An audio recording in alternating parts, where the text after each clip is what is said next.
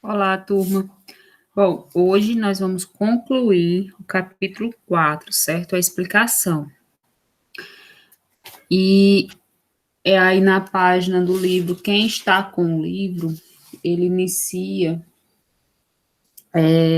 na página 65, onde nós vamos falar sobre o reino da Núbia. Aqui eu coloquei as características, certo, desse reino da Núbia, ou também chamado reino de Cuxe.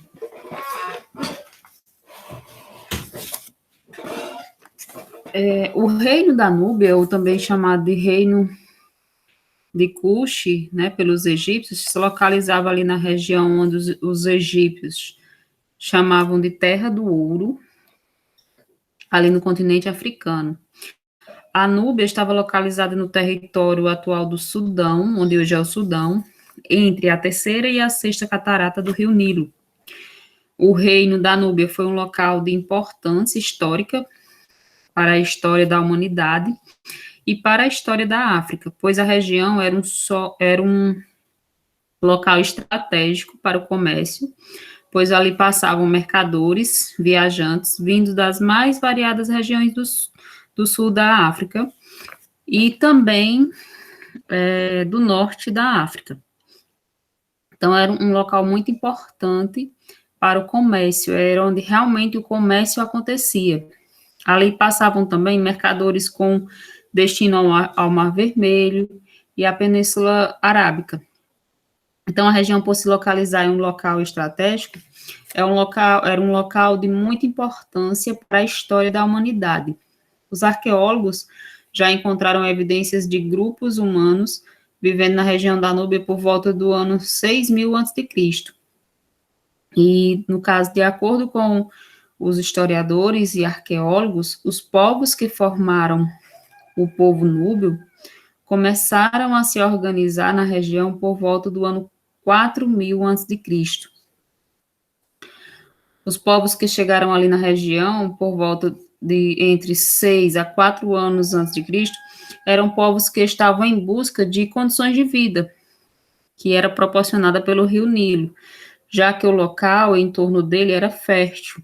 Então, dava condições excelentes para criarem animais e praticarem a agricultura.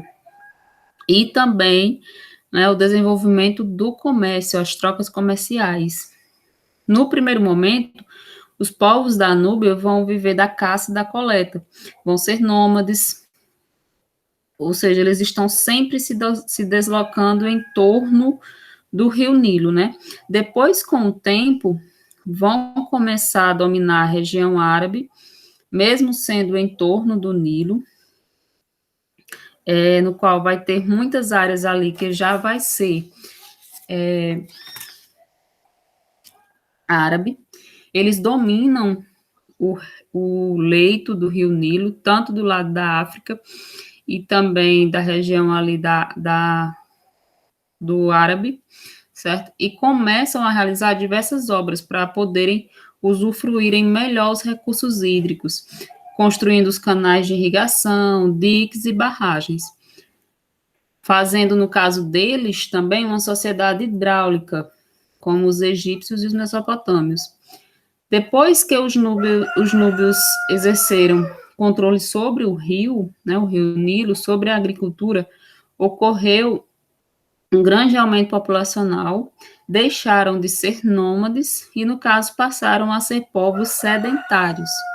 As comunidades agrícolas foram sendo formadas pelos povos da Núbia e alianças entre essas comunidades foram formadas também, até que chega a um ponto que começam a brigar por volta do ano 2000 a.C. As comunidades agrícolas da Núbia passam a ter um único líder e passa a ser chamado de Reino da Núbia, ou também chamado, né, pelos egípcios como Reino de Cush. Então, quando vocês observarem Reino de Núbia ou Reino de Cush, estamos falando do mesmo reino, das mesmas pessoas, mesmos grupos, certo? Ainda se sabe muito pouco sobre o reino de Cush. A escrita dela era meroíta, a qual não foi totalmente traduzida, só se conhece apenas alguns fonemas sobre essa escrita. O que se conhece sobre os cuxitas, né, é porque os egípcios escreveram sobre eles com sua escrita hieroglífica. O Egito e o reino de Cuxi viveram grandes períodos de cooperação, de paz e também de guerra. A primeira capital do reino de Cuxi foi a cidade de Kerma, e a segunda foi Napata, que foi localizada mais ao sul da região, mais próximo à quarta catarata do rio Nilo. O contato comercial com diversos povos da antiguidade fez com que o reino de Cuxi tivesse uma cultura muito rica e muito diversificada. Os cuxitas fabricavam peças de artesanato, armas, estatuetas de ouro, de prata, de bronze. Produziam também, no caso, instrumentos musicais, objetos de madeira e produziam joias com as pedras preciosas. Na agricultura, se dedicavam à plantação do sorgo, que era uma espécie de cereal, e à pecuária, destacando que a riqueza do indivíduo era medida pelo tamanho do seu rebanho. O solo cuxita era muito rico em metais preciosos, como o ouro, o rubi e o ferro. Eles eram muito ricos em minas de ferro, por isso eles se dedicam muito ao ferro. O ouro de Cuxi era negociado com vários povos, principalmente com os egípcios e com os romanos, se tornando cada vez mais poderosos e ricos. O reino de Cuxi, dessa forma, se expandiu, né, expandiu suas fronteiras e conseguiu se aproximar do território egípcio. O Egito, que não estava vendo com bons olhos a aproximação dos cuxitas, e no caso o Egito dependia do ouro de Cuxi, tanto para negociar o ouro com outros povos, como também para utilizar nos túmulos dos seus faraós, nos sarcófagos, nas joias egípcias. Então, os egípcios dependiam do ouro, né, de Cuxi, só que eles não viam com bons olhos essa aproximação e esse desenvolvimento do reino de Cuxi.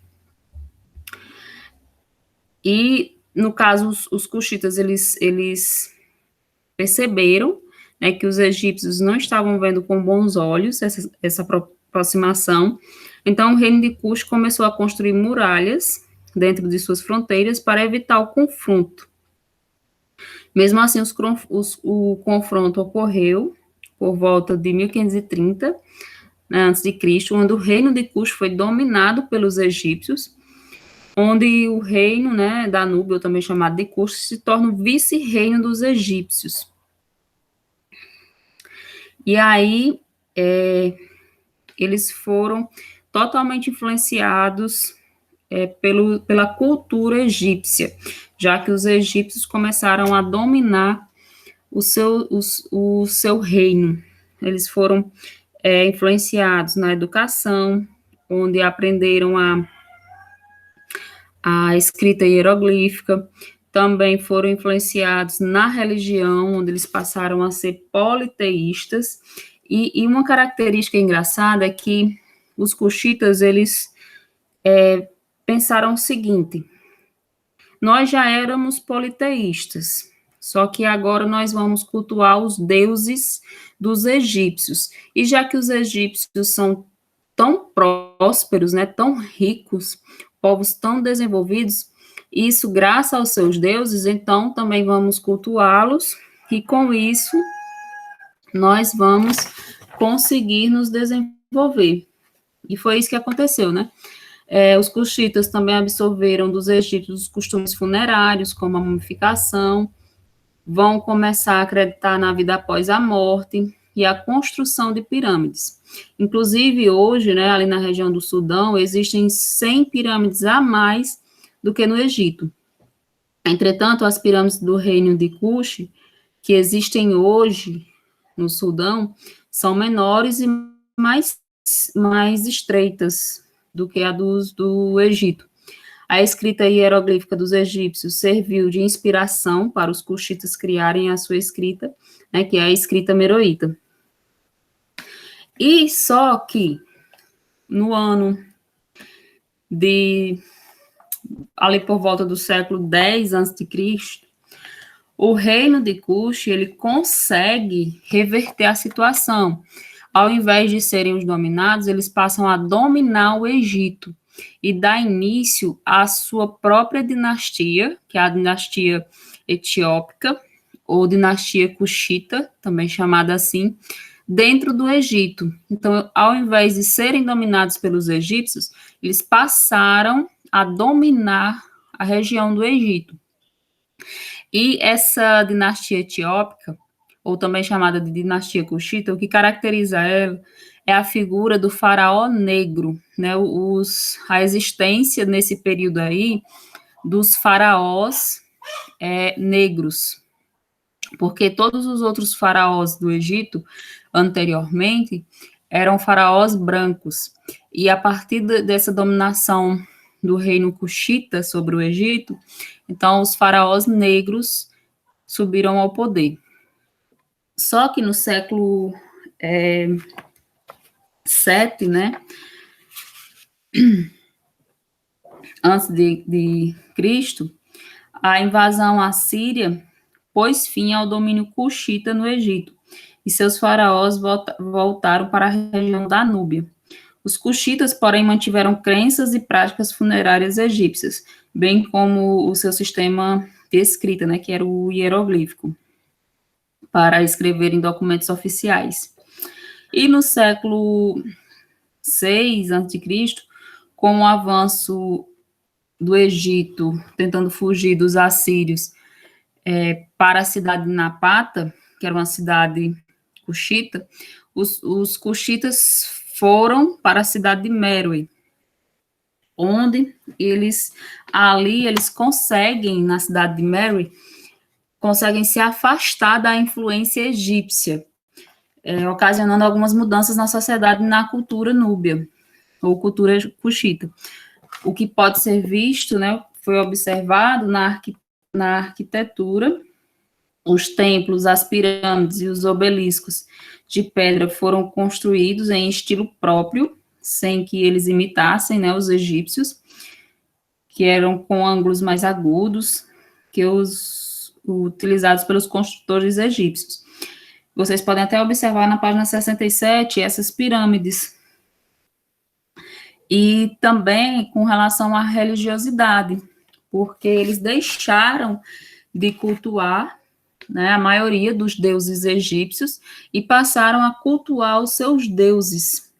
Continuaram a cultuar alguns deuses egípcios, como o deus Amon, que era o deus Sol, né, dos egípcios, porém, eles também passaram a adorar as divindades meroitas, ou seja, as divindades cuxitas. É o deus antropomórfico da criação, que é o Sebumeque, e a Pedemarque. No caso, e uma das características da religiosidade meroíta foram as candêncies, né, a mulher, a rainha, né, que dominou ali por um período de tempo a cidade de Mero, os cuxitas. Então, a figura da mulher no reino cuxita foi muito importante. Nos egípcios também, elas tinham um grau de importância, porém, na civilização cuxita, a Meroe, né, era conhecida por ter sido governada por uma linhagem de candêncies, ou seja, a cidade de Meroe foi governada por várias mulheres, que essas representou uma dinastia, uma linhagem, que foram chamadas de candêncies, que eram chamadas rainhas mãe reinantes. A rainha mais antiga de que se tem provas é a Shanakadekti, e, no caso, as rainhas devem ter superado a importância seus filhos ou maridos em um certo momento para que elas pudessem permanecer no poder. Então, elas foram bem mais importantes do que os seus filhos e seus maridos para se manter no poder. Então, foi uma característica muito importante dessa civilização Cushita, né, a figura da mulher como ser importante, político, social na sociedade. Bom, pessoal, a nossa aula se encerra por aqui, certo? A gente está encerrando o capítulo 4. Qualquer dúvida, eu quero que vocês me perguntem, como sempre. E aí, se vocês puderem ler também no livro, vai ajudar também muito vocês na prova. Aí, da página 65 a 67 do nosso livro didático, tá bom? Qualquer coisa, estou à disposição.